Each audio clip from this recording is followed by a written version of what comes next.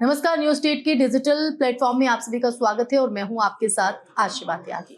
उत्तर प्रदेश के संभल जिले की अगर बात करें तो जिस तरह से सर्वे के दौरान वहां पर हिंसा भड़की, उसके बाद से ही लेकर शासन प्रशासन हालातों पर नजर बनाए हुए है। प्रशासन पूरी तरीके से सख्त नजर आ रहा है। हालांकि अब संभल में हालात सामान्य बताए जा रहे हैं, लेकिन पूरी तरीके से स्थिति जो है वो सामान्य नहीं है। यही वजह है कि कुछ चीजों में ढिलाई जो है वो दी गई है, लेकिन कुछ चीजें अभी भी है, चाहे उसमें इंटरनेट सेवा की हम बात करें या फिर 1 दिसंबर तक एंट्री किसी भी बाहरी व्यक्ति के संबल में बैन है। लेकिन अगर अभी फिलहाल हालातों की बात करें और शासन प्रशासन की बात करें तो शासन प्रशासन इसमें पूरी तरीके से सख्त है, क्योंकि मुख्यमंत्री योगी आदित्यनाथ की नजर भी है और कहा जा रहा है कि इसमें जो रिपोर्ट है वो यहाँ पर बाकायदा मांगी गई है और इस रिपोर्ट में पुलिस के एक्शन को लेकर भी जो है जिक्र किया गया है प्रशासन की तरफ से, और साथ ही साथ दंगाइयों ने किस तरह से ये हिंसा भड़काई, कैसे वहां पर हालात ये उत्पन्न हुए, इन बातों का जिक्र भी रिपोर्ट में किया है। और अब इस रिपोर्ट के बाद जो है योगी सरकार जो है वो पूरी तरीके से सख्त नजर आ रही है। ऐसे में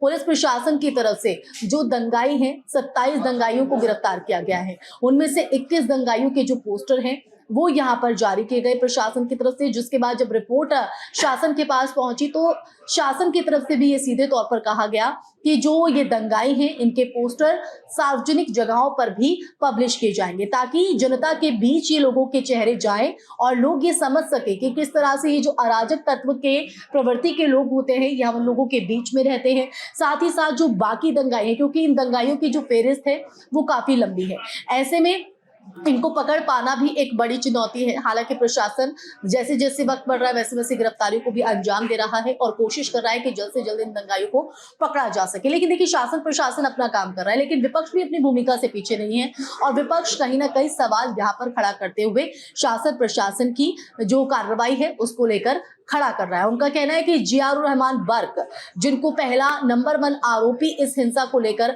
बनाया गया है, उनका ये कहना है कि वो तो उस वक्त वहां पर मौजूद ही नहीं थे। लेकिन साथ ही साथ ये भी उनका कहना है कि ये जो कार्रवाई है वो निराधार की जा रही है, कोई आरोप सच्चे नहीं है, बिना आरोपों के जो है बर्क पर ये कार्रवाई यहाँ पर हो रही है।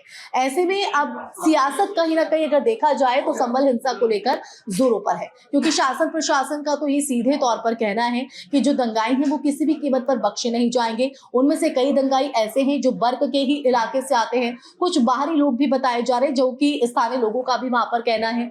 लेकिन अब ऐसे में विपक्ष का ये कहना है कि जो आरोप लगाए जा रहे हैं पुलिस पर भी कि पुलिस की गोली से जो लोग हैं वहां पर मारे गए हैं, लेकिन अब विपक्ष ये कह रहा है कि पुलिस भी तो देसी पिस्तौल का इस्तेमाल कर सकती है। ये इस तरह के आरोप विपक्ष की तरफ से लगाए जा रहे हैं। एसटीएसएन ने कहा है कि बर्क वहां पर मौजूद ही नहीं थे तो फिर उनकी संलिप्तता इसमें कैसे पाई जा सकती है। लेकिन शासन का ये कहना है, प्रशासन का ये कहना है कि बर्क ने इन दंगाइयों को भड़काया अपने राजनीतिक फायदे को उठाने के लिए और यही वजह है कि हिंसा भड़कती चली गई। और देखिए, जिस तरह की तस्वीर सामने आई है उसमें एक बात तो साफ है कि पूरे प्री प्लान तरीके से इस हिंसा को अंजाम दिया गया। अब यही वजह है कि जो दंगाई हैं जिन्होंने ये साजिशन संभल की स्थिति को बिगाड़ने की कोशिश की, वहां के माहौल को खराब करने की कोशिश की, उन्हें किसी भी कीमत पर बख्शा नहीं जाएगा। एक के बाद एक तस्वीरें भी सामने आ रही है, एक के बाद एक बड़े खुलासे भी हो रहे हैं और प्रशासन धरपकड़ में भी लगातार जुटा है। लेकिन मास्टरमाइंड कौन है ये सवाल बरकरार है। ये सलाखों के पीछे कब तक आएगा ये भी एक बड़ा प्रश्न चिन्ह है। इसी के साथ इस टॉपिक में फिलहाल के लिए बस इतना ही। नमस्कार।